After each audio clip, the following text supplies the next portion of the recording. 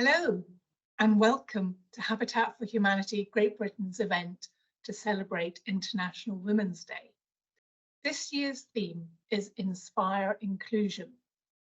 When we inspire others to understand and value women's inclusion, we forge a better world.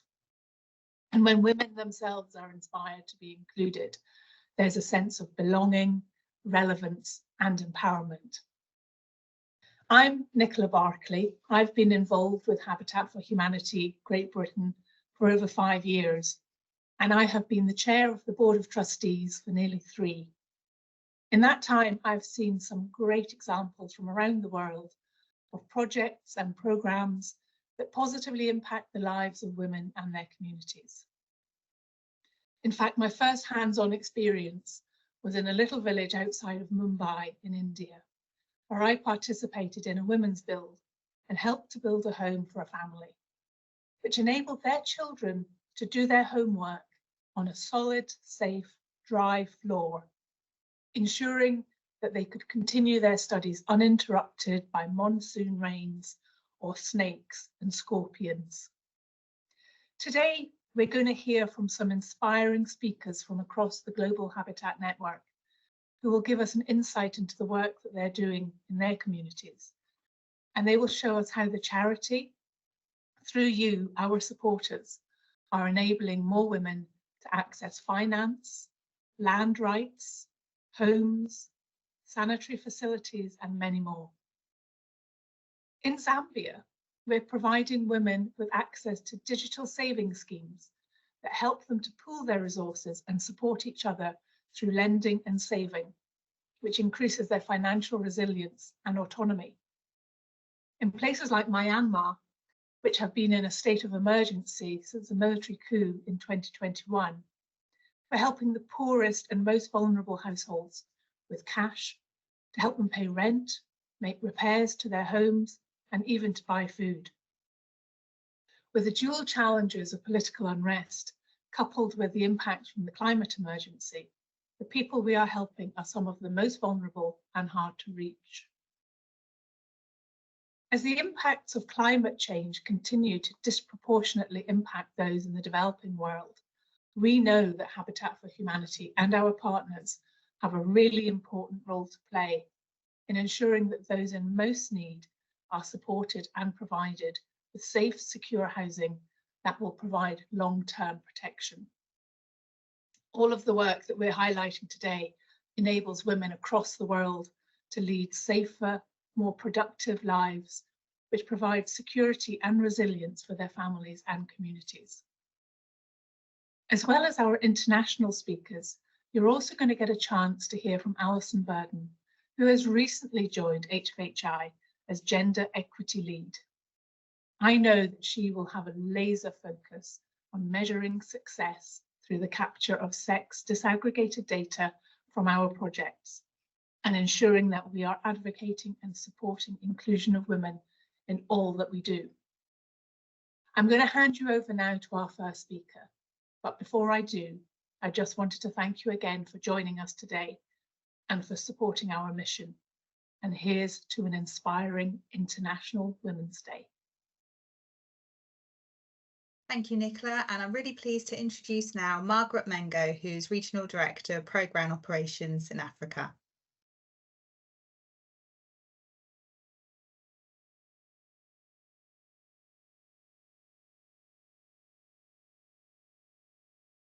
Thank you. My name is Margaret Mengo, and I'm the Director of Programme Operations here in Africa for Habitat for Humanity International. I'm based in Nairobi, Kenya. I'm honored to contribute to this conversation with a sense of urgency and determination, echoing the spirit of this year's International Women's Day theme, Inspire Inclusion. As we celebrate the remarkable achievements and resilience of women worldwide, it's crucial to recognize that the fight for gender equality transcends borders. Nowhere is this struggle more tangible, nor the victories more vital than in the diverse landscapes of Africa. Consider a young girl in rural Tanzania. her eyes brimming with aspirations for education and opportunities, yet hindered by the harsh realities of poverty and gender inequality. She dreams of attending school like her male peers, but faces the added challenge of managing her menstrual health without proper facilities or support. Habitat for Humanity Tanzania's in-school wash interventions have significantly improved schoolgirls' retention and attendance by addressing menstrual health management challenges. Through the construction of girls-friendly toilets and menstrual hygiene management trainings, over 1,000 adolescent girls have been empowered with reproductive health education in the past year. Still in Tanzania, women are leading the way in Habitat for Humanity's partnership with Makazi Bora, a financial institution that co-created a product to provide housing loans. Take Mwajuma Mohamed Katongo, for example, a single mother of 3 running a small snack business. With a modest loan from Makazi Bora, Mwajuma has transformed her humble home, starting with her latrines, to her veranda, to her kitchen, eventually to her living room. Locked out by traditional financial institutions due to collateral, Mwajuma found hope with the product that is accessible through Makazi Bora's terms and simple repayment conditions. Today, she dreams of expanding her home to include 2 bedrooms, a testament to the life-changing impact of our sustainable, inclusive housing finance solutions. Let's take a look at Habitat for Humanity Ethiopia's program. They are an implementing partner for the Stand for Her Land campaign in collaboration with Landesa and other partners.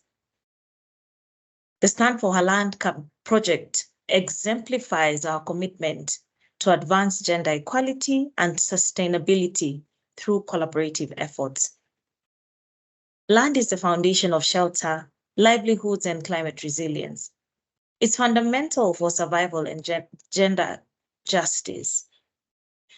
Despite progress in ensuring women's equal rights to land and housing, achieving equality in practice remains a challenge, a real challenge. We cannot achieve equality without women's equal rights to and control over the world's most elemental resources, land and property. Women's land rights are fundamental human rights. Now let's journey to Uganda, where Habitat for Humanity's advocacy structures and strategic alliances are empowering women to shape their community's future.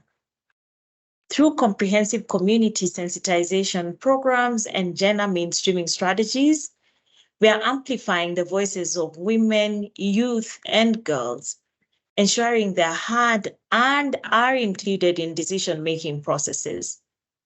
From advocating for improved access to education, to leading initiatives on waste management, environmental preservation, WASH, women in Uganda are driving change from the grassroots up, with Habitat for Humanity standing alongside them every step of the way. I could give more examples, but I encourage you to visit our website and digital platforms to see some of the work that we are doing in Africa in regards to gender equality. Collectively, Habitat for Humanity's work in Africa underscores the importance of inspiring inclusion and promoting gender equality within the context of sustainability. By empowering women, fostering collaboration, and implementing impactful projects directly and through partners, we are working towards a more inclusive and sustainable future for all. Thank you.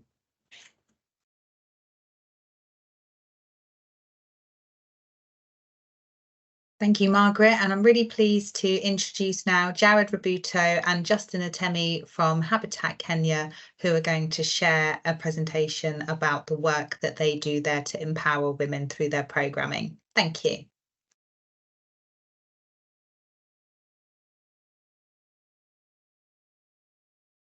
We have worked on a presentation here together with the Kenyan team for the International Women's Day. The theme is Inspire Inclusion. And I'm joined with Justin Atemi. Yeah, thank you very much. I'm glad to be part of this presentation. Welcome. We are looking at imagining a gender equal world, free of bias, stereotypes, and discrimination. A world that is diverse, equitable, and inclusive. A world where difference is valued and celebrated. The key areas of focus for action is investing in women, a human rights issue. Gender equality is the greatest human rights challenge, benefiting everyone. We would like also to focus on ending of poverty and also implementing gender responsive and financing. Shifting to a green economy and a co-society, supporting feminist change makers despite the leading efforts. You all know that feminist organizations receive only about 0.13% of official development assistance. And the current issue with the climate change, we're also recommending the shifting to green economy and care society. In Kenya, Habitat for Humanity has intervened in a number of women rights and empowerment programs, more or less about mitigating climate change through smart farming, where Habitat for Humanity mobilizes women and youth in communities to form and register self-help groups. They are trained on financial management, VSLA methodologies, which means village savings and loan associations. To integrate livelihood activities, women have been trained and transformed into farmers' field schools, where now they go and demonstrate these kind of high-value crops, where they can farm and put money in their pockets. The end product of this goal is to ensure that women also have equal rights to own houses, equal rights to own resources, public and also both private resources. In most of our programs, women have been actively involved in decision-making, in water management and agriculture through their membership in water committees. This means 30% of women are inculcated in our programs through women cooperatives, public and decision-making processes. My colleague will take over from there. Yeah, thank you very much, Jared. As part of women empowerment, we are also providing wash services because we know that women are disproportionately served by wash services. And we do this by making sure that we drill and rehabilitate boreholes. We also provide safe sanitation and improved sanitation, including menstrual hygiene, both in schools and in the communities. We train local artisans that support construction of sanitation and hygiene structures. So 30% of these women are trained to turn them into qualified artisans to provide these services. We also in schools provide latrines that are separate, that provide girls with dignity and safety, separate from the boys where they have privacy. This means now we are educating girls, we are educating women to raise awareness for women equality in this world. We're also calling for positive change and advocacy for women under wash services to ensure women have access to latrines which are good, which are decent, and which are dignified for their services. Yeah, there's also economic empowerment. We know that women are lagging behind in many parts of the world because economic empowerment has not been given a lot of focus for the women. So what we do as Habitat for Humanity Kenya, we provide support to help self-help groups where women are are supported in groups to be able to access credit services. Women groups are supported to access land. We know that land as a productive resource is limited for the women, and that we are trying to address that by ensuring that women have land title deeds and they can be able to have access to land for purposes of production and wealth creation. We also stimulate savings as a pathway to economic empowerment for the women. We encourage women to get involved in farming activities where we train them in climate smart agriculture and especially access to services such as drip irrigation. Women are supported through establishment of poultry and dairy goat enterprises to be able to enable them increase household incomes. And by this, we are lobbying for accelerated gender parity. We are lobbying for increased fundraising for women-related programs. We are also calling upon for actors, donors to support women empowerment projects, more so financial inclusion projects, to be able now to empower them. The program is called Save and Build. How can we empower women to save and build? Land rights are another area where we make sure that women understand their rights with regards to access and ownership of land. And we do this through regular legal clinics, advocacy sessions. And we also ensure that retrogressive cultural practices that impede access to land ownership for women are demystified and addressed. There is also an issue about safeguarding. We make sure that in our programs, we protect women. We make sure that women, the activities and the programs that we implement do not cause harm to women. And we encourage the communities where we work to protect women and to make sure that women are not subjected to gender-based violence.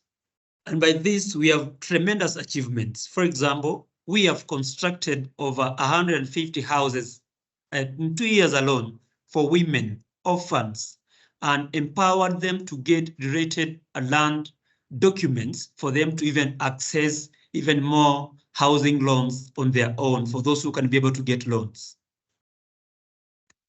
There's an issue about disaster risk reduction because disasters are becoming frequent across the world because of climate change. And we make sure that through our programs, we integrate women and children to run tree nurseries that help them to generate income and encourage them to adopt green energy through trainings that enable them to adopt technologies that are green. For example, we are doing the production of cooking briquettes from fecal sludge. We all know that the global south is disadvantaged when it comes to climate change.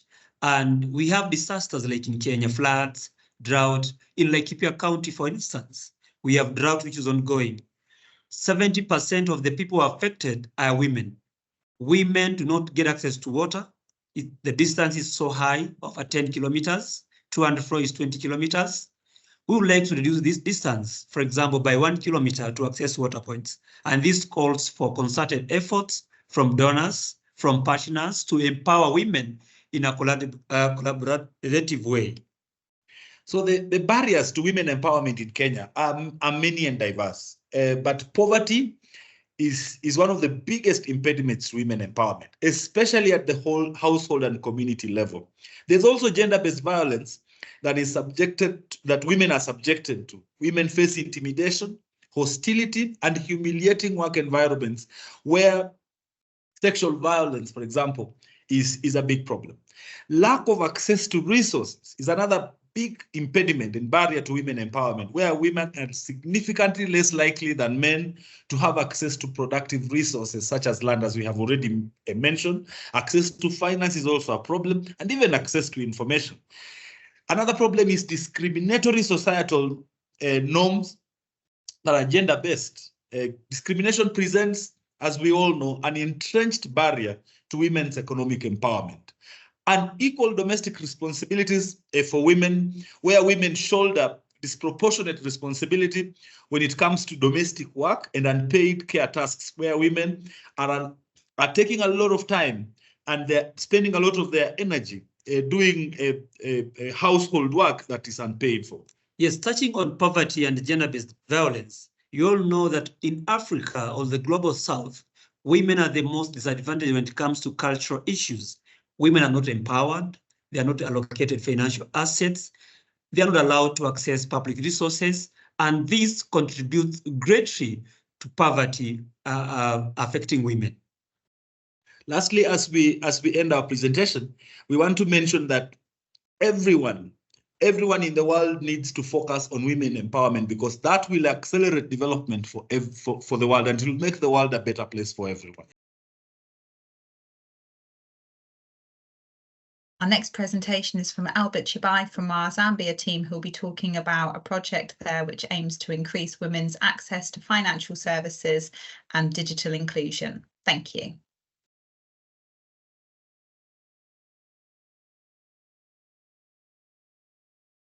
My name is Albert Chibuye. I'm the project manager working with Habitat for Humanity Zambia. Habitat for Humanity Zambia is implementing a project funded by JOA called CASH, which stands for Creating Access to Safer Housing. The project focuses on building resilience and poverty reduction among women who are mainly found in low-income communities in Zambia.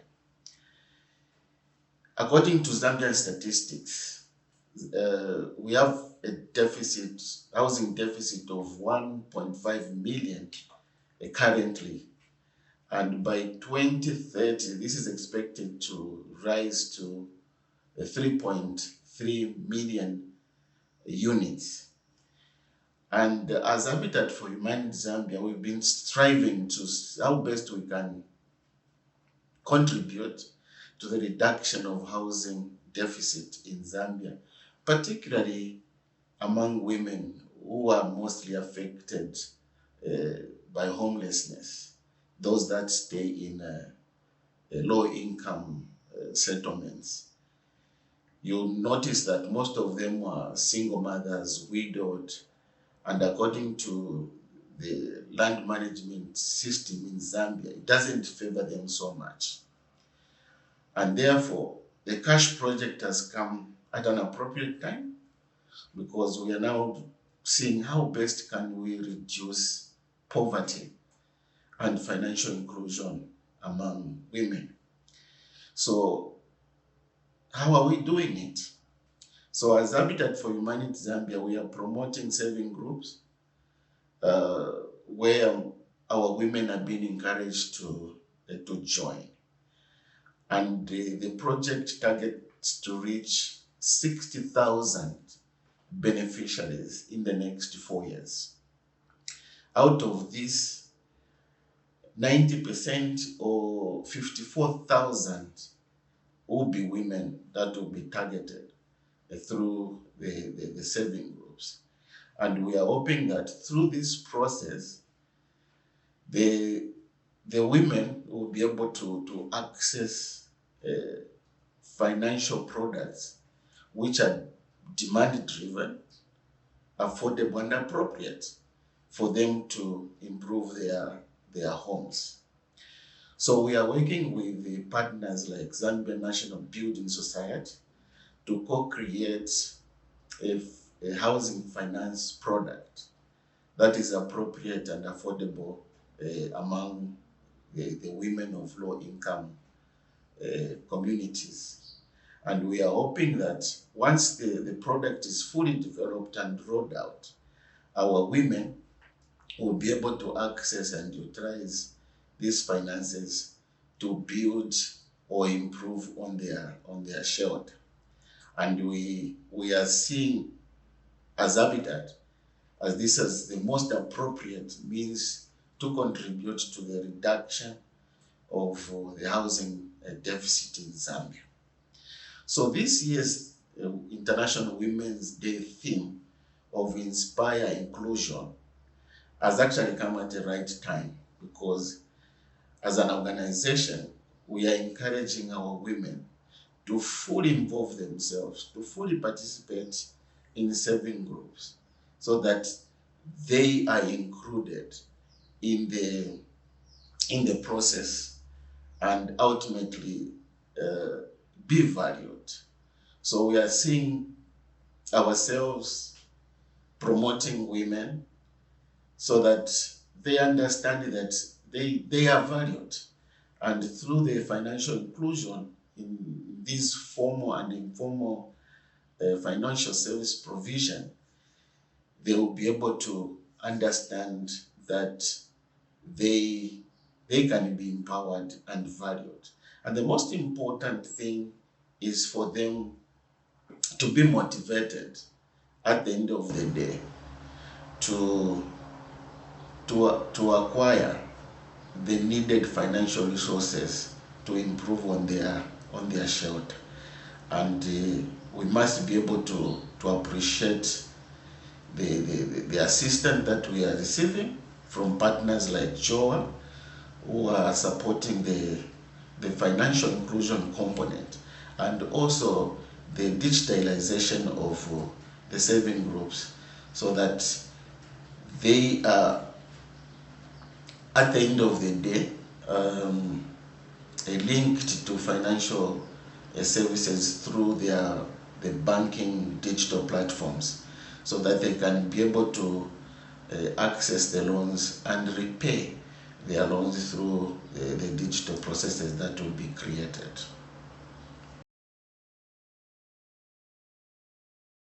Next, we'd like to share a short video from our team in Myanmar talking about a direct cash transfer programme. Direct cash transfers are a really flexible way to support people and empower them to decide how best to meet their own needs. Thank you.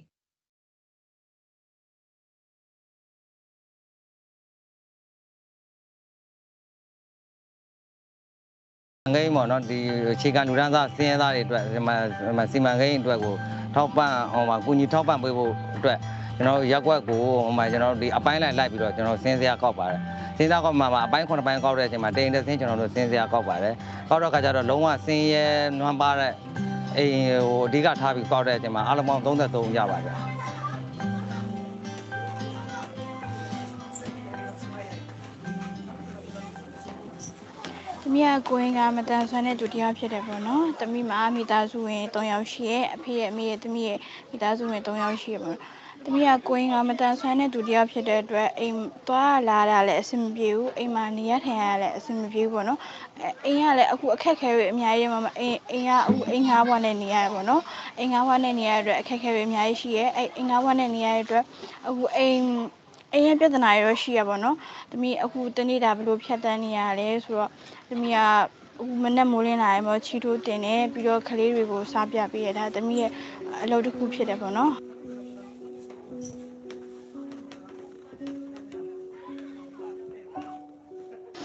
တမီတို့ပေါ့နော်လူမှုအဖွဲ့အစည်းတူကနေပြီးတော့တမီတို့စင်းရလာကောက်တယ်ပေါ့နော်မတန်ဆွမ်းစင်းရလာကောက်တယ်မတန်ဆွမ်းစင်းရလာကောက်ပြီးတော့အဲ့လို happy တဲ့မြန်မာနဲ့အဲ့လိုထောက်ပံ့ပေးမယ်ဆိုပြီးတော့တမီတို့ပြောတယ်ပေါ့နော်ပြောပြီးတော့သူကနောက်တစ်ခါကျတော့တမီဖုန်းဆက်ပြီးတော့အဲ့လိုမျိုးတမီအင်ကိစ္စအတွက်အထောက်ပံ့ဖြစ်ပြတယ်ဆိုပြီးတော့အထောက်ပံ့ပေးရဲဆိုပြီးတော့တမီဖုန်းဆက်ပြီးတော့ပြောတယ်တမီအဲ့ကြောင့်မို့တမီအရန်အောင်ပျော်ရွှင်သွားရပါတော့အိမ်အတွက်အခက်အခဲတွေဖြစ်အိမ်ရဲ့အခက်အခဲတွေကိုအထောက်ပံ့ပေးမယ်ဆိုတော့တမီအရန်အောင်ပျော်ရွှင်ရပါတယ်ထောက်ပံ့နေပေးရတဲ့အတွက်တမီတို့အခက်အခဲတွေအားလုံးအဆင်ပြေရပေါ့နော်အဲ့အတွက် happy တဲ့မြန်မာတမီအရန်ကျေးဇူးတင်ပါတယ်ဒီအဖွဲ့အစည်းကိုလည်းအထွန်းရှိပါစေလို့တမီကဆုတောင်းပါတယ်ပေါ့နော်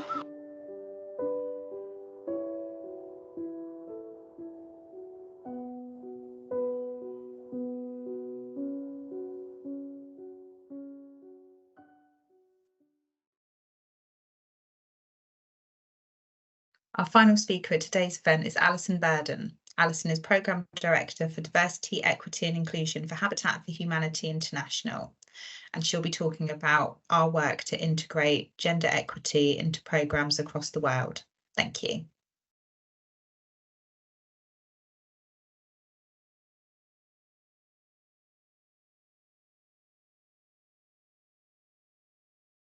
So the first thing to say is Happy International Women's Day. I think today provides us with an opportunity to remember that the world is still really a long way away from gender equality. In fact, COVID has made things worse, with greater loss of work among women, more girls dropping out of school globally, and more women and girls reporting increased gender-based violence. And while international and national laws increasingly recognise women's rights to adequate housing, we know that considerable gaps still exist. And there's such a difference between that recognition and the reality on the ground. As a result of discrimination and inequality in housing, many women and girls live in insecure, undignified and unsafe conditions. Forced evictions disproportionately impact women and reinforce existing inequalities. Women and girls face unequal property rights and security of tenure. They often have discriminatory and unequal access to economic opportunity and financing for home ownership or rental. So some of the projects you'll hear about today are really important. They're excluded often from participatory decision-making processes in relation to housing and their urban planning. They're often not involved in design of their houses. And there's also increased vulnerability of women and girls to acts of domestic violence and sexual abuse, particularly when safe alternative housing is not available.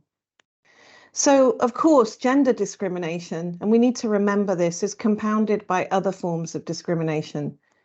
For example, women with disabilities may be more susceptible to violence in the home and are less likely to have access to shelters or alternative accommodation.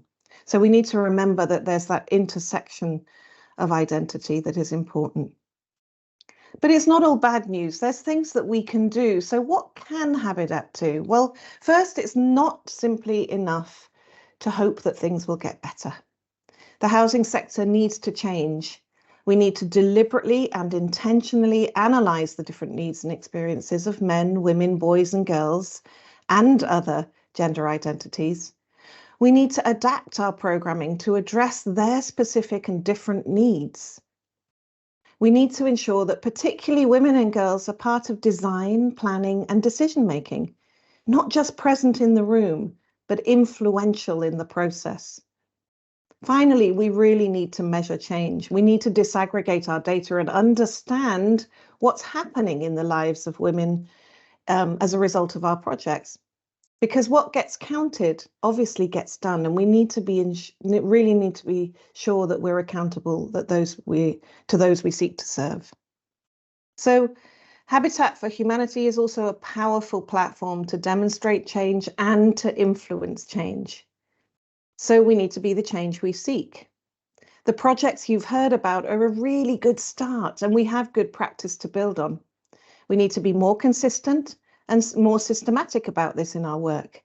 And so we are committed to always identify who's marginalised and consider women and girls in our projects.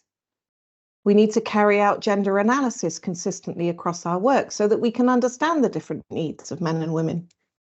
We need to adapt and change our projects to respond to those needs, and we need to monitor the effect of our work on those different people. We also need to walk the talk ourselves, and this means being representative of the diversity of the context where we work. We need to be more curious about what's happening in terms of gender equality in those contexts and ready to adapt our work to meet different needs. And finally, Habitat has an amazing platform to influence the broader sector to follow our lead. Thanks so much for the opportunity to speak today, Gemma, and happy International Women's Day.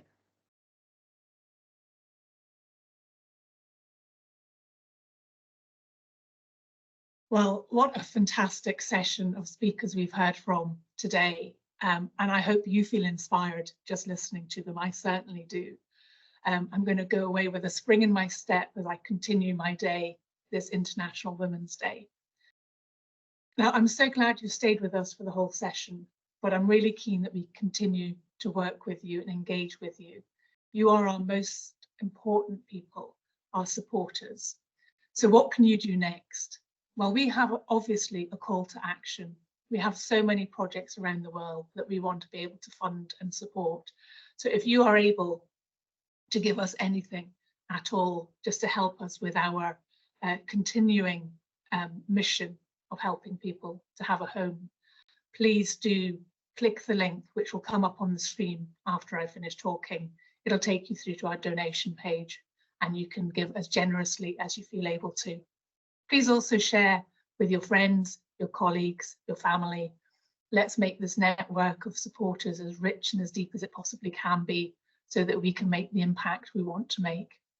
And finally, just again, very happy International Women's Day to you all. Best wishes.